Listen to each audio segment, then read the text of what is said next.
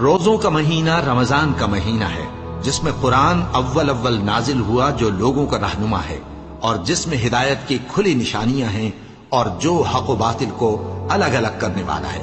تو جو کوئی تم میں سے اس مہینے میں موجود ہو چاہیے کہ پورے مہینے کے روزے رکھے، اور جو بیمار ہو یا سفر میں ہو تو دوسرے دنوں میں روزے رکھ کر ان کا شمار پورا کر لے۔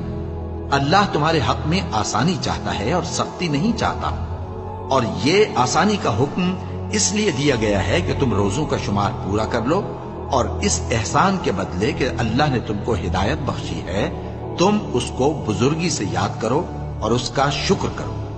اور اے پیغمبر، جب تم سے میرے بندے میرے بارے میں دریافت کریں تو انہیں معلوم ہو کہ میں تو تمہارے پاس ہی ہوں۔ جب کوئی پکارنے والا مجھے پکارتا ہے تو میں اس کی دعا قبول کرتا ہوں۔ تو ان کو چاہیے کہ میرے حکموں کو مانیں اور مجھ پر ایمان رکھیں تاکہ نیک رستہ پائیں۔